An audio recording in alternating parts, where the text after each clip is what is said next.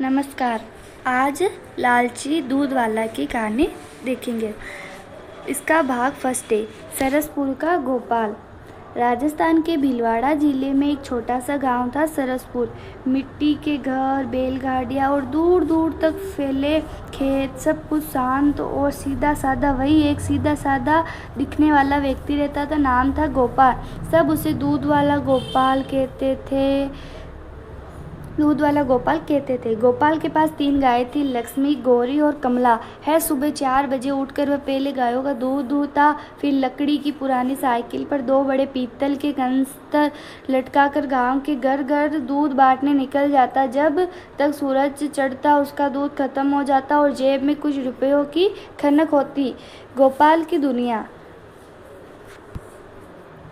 गोपाल की पत्नी शारदा एक मेहनती गृहिणी थी और उनका एक 8 साल का बेटा था, मुकेश। शारदा अक्सर गोपाल से कहती थी, इतनी मेहनत करते हो पर घर का खर्च मुश्किल से चलता है, क्यों न कोई दूसरा काम भी देख लो।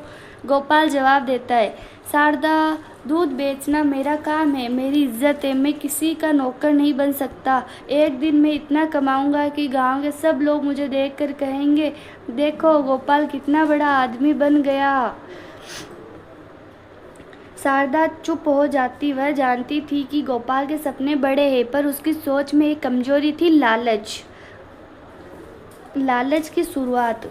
इसमें लालच की शुरुआत होती है। शुरुआत में गोपाल शुद्ध दूध बेचता था, लोग उसकी तारीफ करते थे, लेकिन कुछ समय में जब उसने देखा कि रोज का दूध कम पड़ रहा है और ग्राहक बढ़ रहे हैं, तो उसने एक दिन कनस्तर में थोड़ा पानी मिला दिया। किसी ने कुछ नहीं कहा, बस यही पहली गलती थी जो धीरे धीरे उसकी आदत बन गई।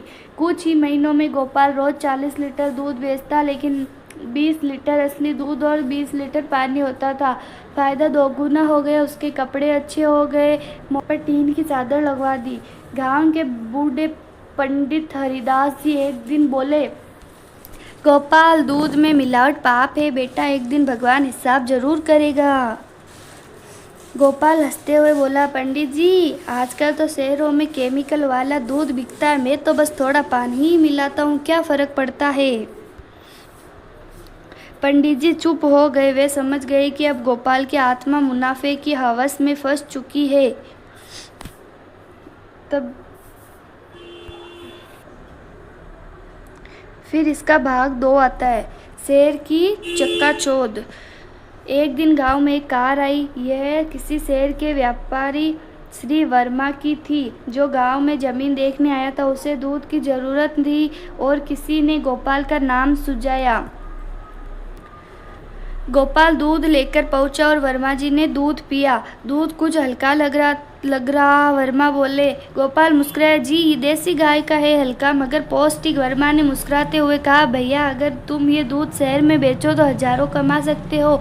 वहाँ तो 1 लीटर दूध 60-70 रुपये में बिकता है और ग्राहक किसी को पहचानते नहीं। मौका है, सोचो। गोपाल की आंखें चमक उठी। उस रात उसने छत पर लेटे हुए सितारों को देखते हुए सोचा, शहर बड़ा, नाम ज़्यादा, पैसा, और वहाँ कोई जानने वाला भी नहीं। शहर जाने की तैयारी। अगले ही महीने गोपाल ने अपनी 3 गायें 40,000 में बेच दी। गांव वालों को बताया कि अब वह शुद्ध दूध डेयरी नाम की एक बड़ी कंपनी खोलने जा रहा है। कुछ लोगों ने उसे समझाने की कोशिश की, लेकिन गोपाल अब किसी की नहीं सुनता था। वह शारदा और मुकेश को गांव में ही छोड़कर जयपुर शहर चला गया, जहां वर्मा जी ने उसे एक छोटी दुकान किराए पर दिलवाई। गोपाल ने दूध की सप्लाई शुरू की। फिर वही पुराना तरीका, 10 लीटर दूध 10 लीटर पानी। नाम रखा देसी गोपाल डेयरी।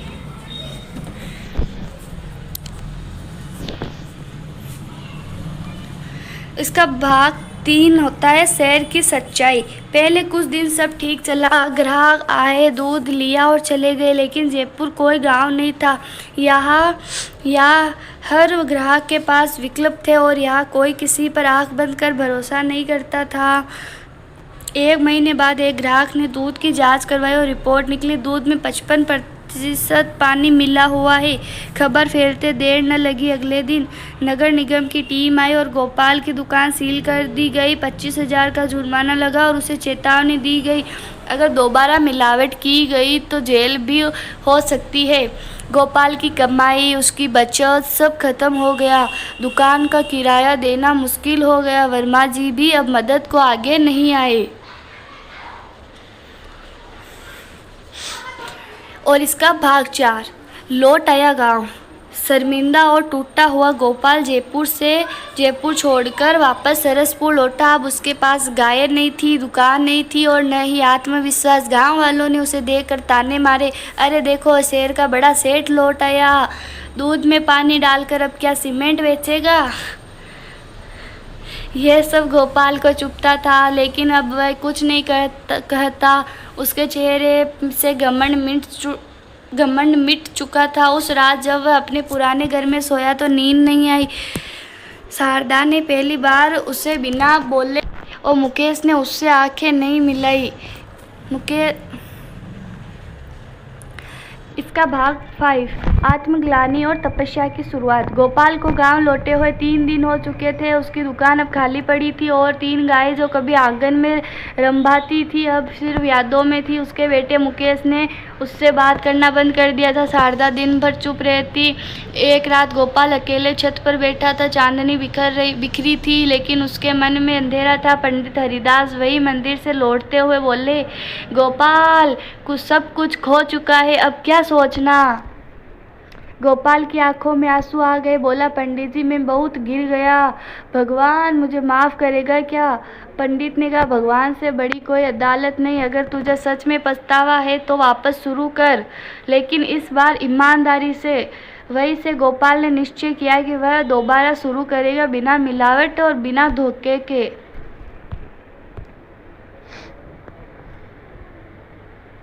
इसका भाग 6 एक नया सफर और सच्चा दूध।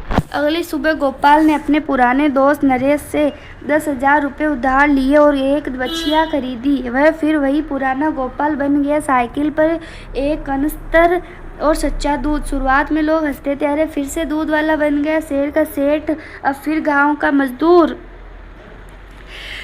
पर इस बार गोपाल चुप रहता। उसने अपने दूध में एक बूंद भी पानी नहीं मिलाया। दूध थोड़ा होता था पर गुणवत्ता इतनी थी कि जो एक बार लेता रोज आने लगता। धीरे धीरे उसकी मांग बढ़ने लगी। गांव के स्कूल मास्टर साहब ने उसे कहा, गोपाल तेरा दूध एकदम बढ़िया है, अब बच्चों को यही देना। कुछ ही महीनों में गोपाल ने दूसरी गाय खरीद ली, फिर तीसरी। उसने अपनी दुकान दोबारा खोली और नाम रखा सच्चा दूध डेयरी। अब लोग उसके पास लाइन में लगते। धीरे धीरे पास के गांवों में भी उसकी पहचान बनने लगी। शारदा मुस्कुराने लगी। मुकेश फिर से उसके साथ खेलने लगा। भाग 7 गांव का हीरो और लालच से मुक्त। एक दिन पंचायत ने गोपाल को गांव के स्कूल के बच्चों को दूध देने की जिम्मेदारी सौंपी।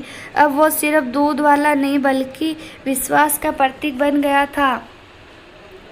वह पंडित हरिदास एक दिन बोले, देखा गोपाल, जब मन से काम किया जाए तो भगवान भी मदद करता है। गोपाल ने मुस्कुराकर कहा, अब मैं हर उस बच्चे को बताता हूँ कि दूध में पानी मिलाना सिर्फ दूध नहीं, आत्मा में पानी मिलाने जैसा है। सब कुछ फीका हो जाता है।